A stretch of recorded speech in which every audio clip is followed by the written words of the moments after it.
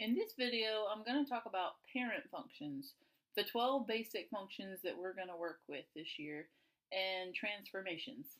So let's start with just our 12 basic functions and add these to your notes. So we have the first one here, which is just a constant function.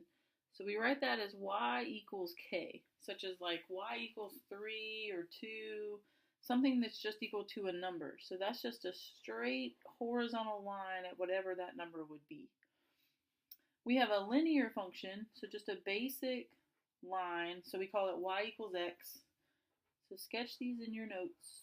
This is just your basic straight line through the origin at a diagonal. It has a slope of 1, nothing special. Then we have the quadratic function. So our parent function for quadratic is just plain old y equals x squared.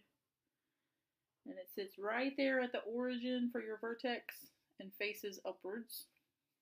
Our basic cubic function or parent function for cubic is y equals x cubed.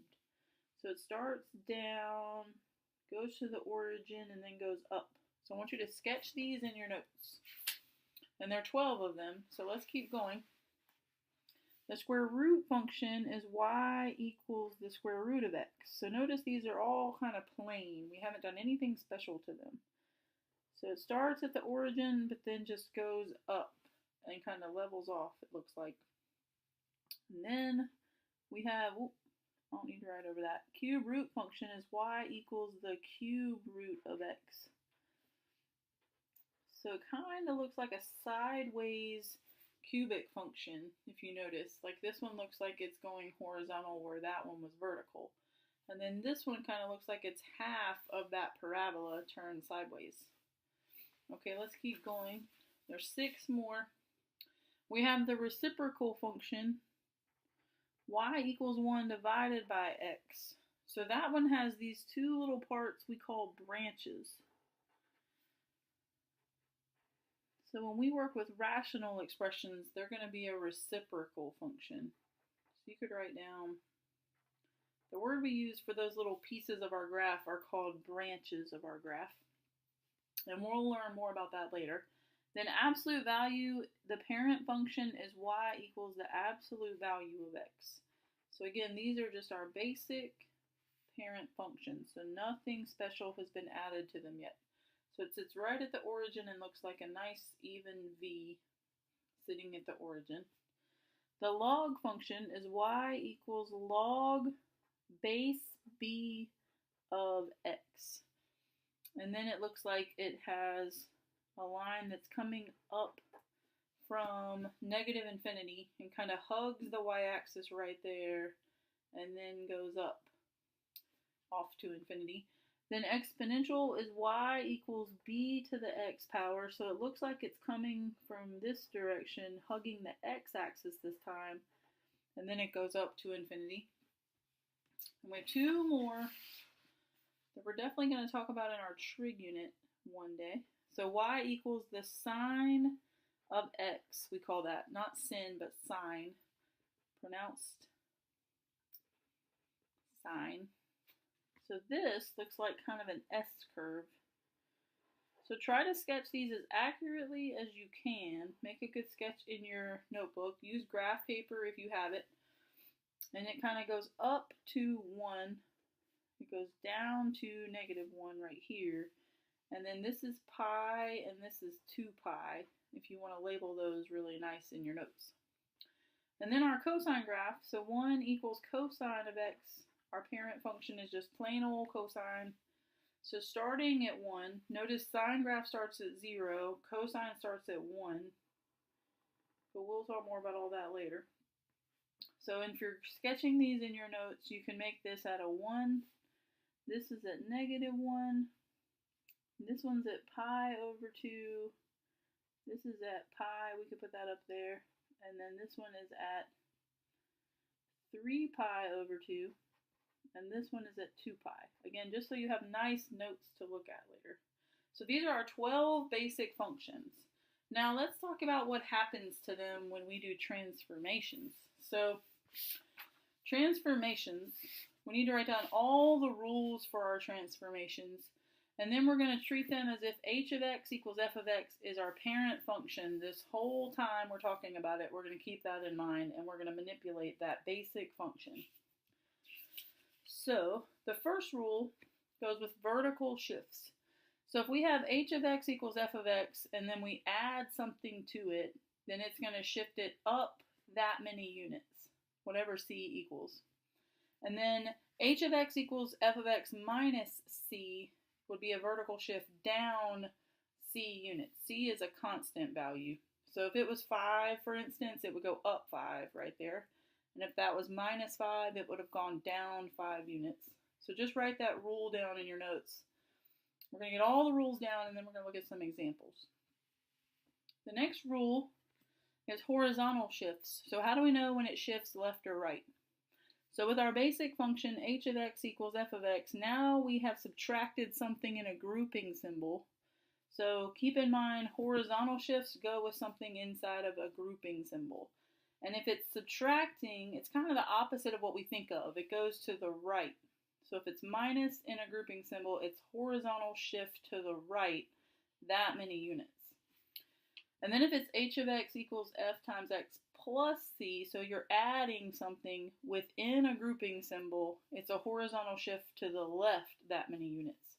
So minus right, positive left. Think it's kind of opposite of how we normally think of those, but it's in that grouping symbol, so that's how you keep this one separate from the vertical. Now the reflection rule is different. That's when you add a negative somewhere. So if you add a negative right in the front of the whole function, it'll make it reflect over the x-axis. That's the rule for x-axis reflection. If you add a negative into the function, not right at the beginning of it, but within the function, it'll make it reflect over the y-axis. So those are the two rules for reflections. And then we have compressions and expansions, or we can call these stretches and shrinks, is another word for it. So let's just look at them all together. If we have this basic function, notice what changes here from our original setup, h of x equals f of x. What's changing is we've put a number in the front of that function. So if a number goes in the front of the function, let's just cover that up for a second. Then if that value is greater than 1, it'll make that function stretch vertically by a factor of that number. So like if that was a 2, this function would have a vertical stretch by a factor of 2. They go hand in hand. And then if that number is between 0 and 1, so for example, if it was 1/2, it would make it shrink or compress by a factor of 1/2. So they're directly related. But the horizontal stretches are a little different. If your number is multiplied inside the function, so not right out front, but within the function beside your variable x, then it's greater than 1. It'll make it stretch, but by a factor of 1 divided by that number. So if that was a 2, it would have a horizontal stretch by a factor of 1/2. And then if this one, the same situation happens, but your c value to begin with is like 1/2, for example, then you would have to take the reciprocal. It would have a horizontal compression or shrink. Like horizontally it would get squished. Then it would have a horizontal compression by a factor of 1 divided by 1/2, which would equal 2.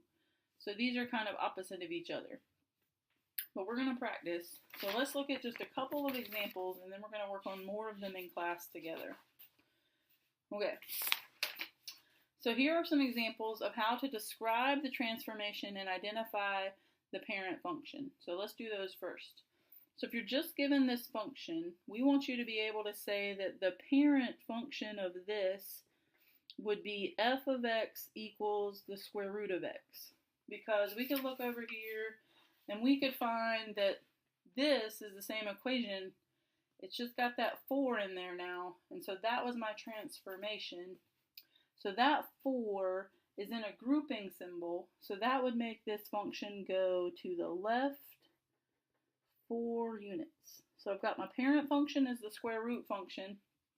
And it went left 4 units because it was adding 4 within a grouping symbol.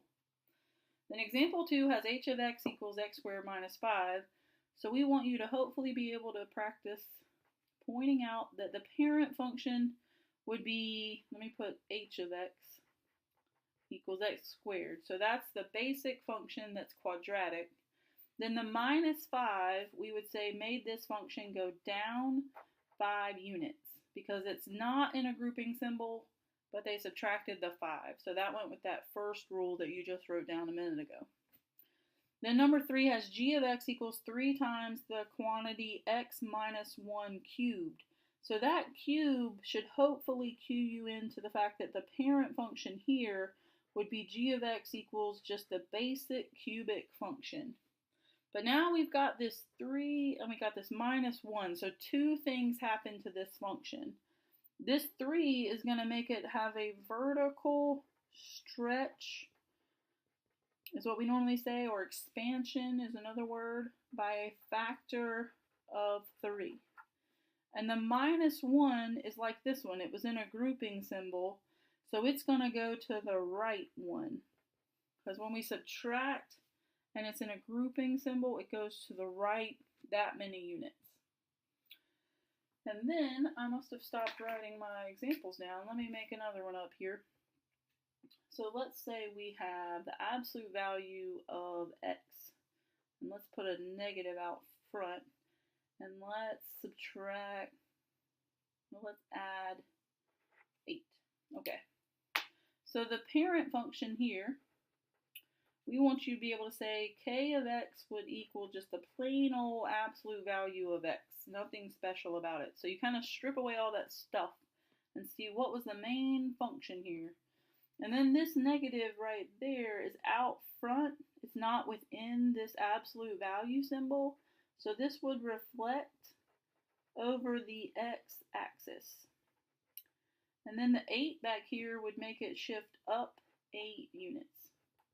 So two things happen to these two, and only one thing happened here, but still just practicing, and we'll do more practice together in class. So write those in your notes, and let's look at 4 more, and we'll do the rest in class together. So given the parent function and transformation, or transformation, so more than one thing could have happened, write the transformed form of the function. So given g of x equals x squared, so it's a quadratic function, and I want to shift it just to the right 4 units. So I would write the new function would be g of x equals, and then right has to go in a grouping symbol, and it has to be subtracted, because it's the opposite of how we think. Right goes with subtract, and it's in that grouping symbol. Number 2 is f of x equals the square root of x, and we want to make it have a vertical stretch of 2 and reflect over the x-axis.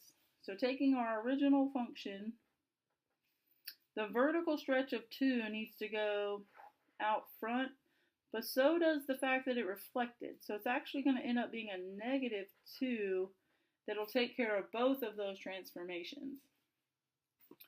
Number 3 says the absolute value of x, and we want to reflect it over the y-axis this time and shift it up 7 units. So let's write out h of x equals, and the y-axis means that the negative has to go inside, not out here in the front like the x-axis would have been. So it's got to be a negative x inside the absolute value, and then we want to go up 7 units, so that just goes out back, no grouping symbol.